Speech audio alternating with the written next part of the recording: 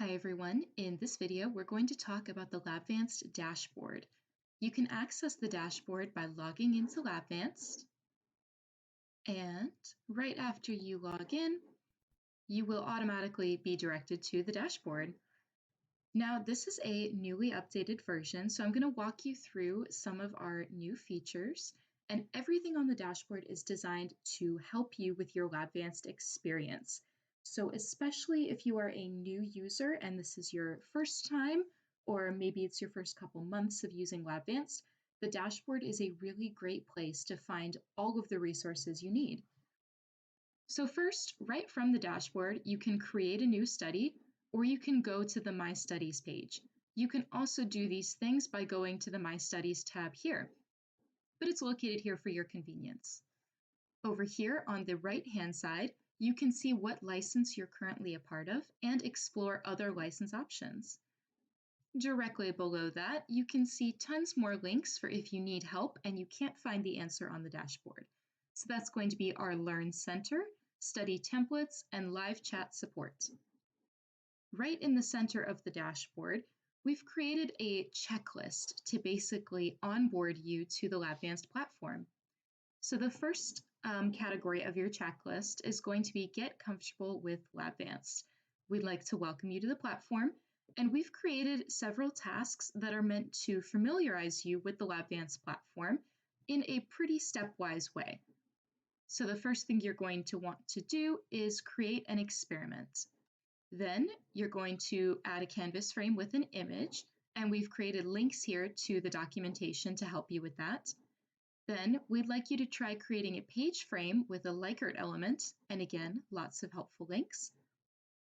Then we've got a tip for importing a study from the public library, filling out your profile, and watching 5 videos.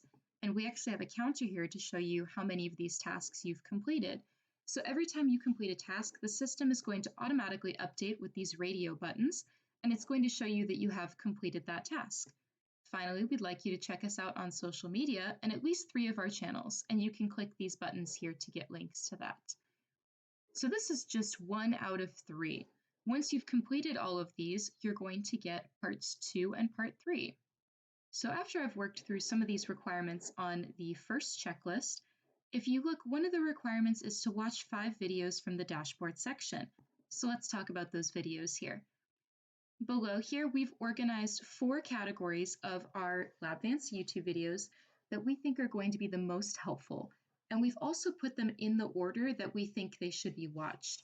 So first, our Getting Started tab is going to show you the beginner videos to just get you acquainted with the different tabs of the platform. So you're going to see the Labvanced Overview, the Study Design tab, the Task Editor, Best Practices for the Task Editor, the Study Settings tab, the Publishing tab, and the Data View and Export tab. So the requirement for checklist number 1 is only to watch 5 of these, but I do recommend you watch all 7. And once you finish that category, we can move on to creating tasks. This is going to help you create your first actual task in Labvanced. So to start, we explained the trial system, canvas frames and page frames, randomization, object properties, and text editing. These are going to be the most commonly used aspects of the task editor, so I think those videos are super helpful. Next, you're going to have the events and videos. These are going to show you how to create that if-then logic that Labvanced is built off of. So you're going to start with the events video, then the variables video, using file arrays as stimuli lists, data frames 1 and data frames 2. These are really great explanations of how to add lots of stimuli at once. Finally, we have the Topics tab, and this is going to walk you through, after you've become pretty acquainted with Labvanced, here are some advanced things that you can do. So we've got longitudinal studies, audio and video recordings, eye tracking, and multi-user studies. So these are pretty advanced, but once you watch these videos and walk through Labvanced yourself, you'll see that nothing is impossible with this platform. The second checklist you're going to see is called Become Proficient with Labvanced. And what we'd like to do is express to you that there are tons of ways that you can use Labvanced, and everyone can use it differently. So these are just some ways to help you learn how to independently create some very diverse studies. So the first couple tasks are going to be about adding new tasks and blocks and factors and variables. So we'd like you to practice adding a bunch of different things so that you can get acquainted with our different systems.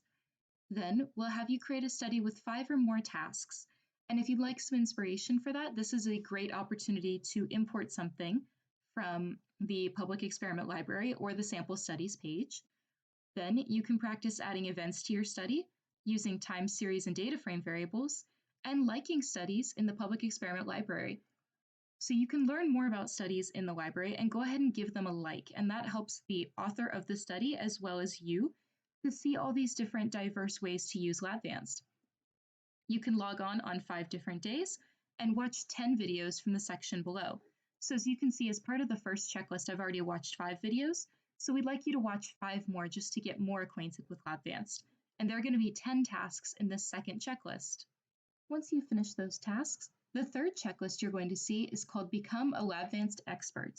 And this is where we really want you to try out some of these independent features of Labvanced. So we're going to ask you to create or import 5 or more studies, create a task with more than 50 trials and 3 or more frames, adding a random factor to a task, and lots of different importing, randomization, and advanced features checklist items. So we're going to ask that you work your way through Labvanced as much as possible to learn the best way to use our platform and the way that works for you. So that's that third checklist, and there's going to be 13 items here.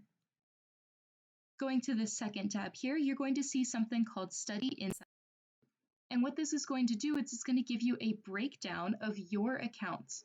So you're going to see the total number of studies that you have in your account and the total number of participant recordings that you've completed. You're also going to see the different stages of the studies that you have.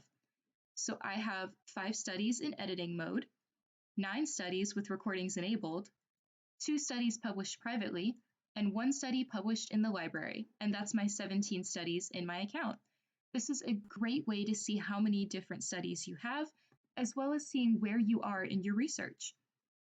Scrolling down, you can see the number of studies you've imported and the number of times that studies you created have been imported by others. You can also see how many studies you have shared, as well as the studies that have been shared with you. Finally, in the library, you can see how many studies that you've liked and how many times your studies were liked. Scrolling down, you can also see our Twitter feed. This is a great way to stay updated with things that we've posted, including new YouTube videos that are going to be super helpful and researchers that we'd like to feature. And this Twitter feed goes down pretty far, so you can catch up with everything we've posted. You can also see updates from the experiment library. So recently uploaded templates that we think are going to be helpful to you, as well as new studies that have been created. Finally, over here to the right, next to the Checklist and Study Insights tabs, you can see system notifications. This is going to be things like you need to renew your accounts and other such system notifications. Maybe we're coming out with an update and we'd like to let you know beforehand. You can also see your Newsfeed, and that's going to show any news that you may have coming to your account. So that is our brand new Labvanced Dashboard. And remember, this is designed to help you. This is going to be the best way to get acquainted with Labvanced, to onboard yourself and new members of your lab, and just to catch up on things that you may have missed, like new updates coming out from us. I really encourage you to watch all these YouTube videos and to follow us on Twitter to see the new things that are coming out. This is a great place to start, and it's only going to get better. So I hope this video was helpful.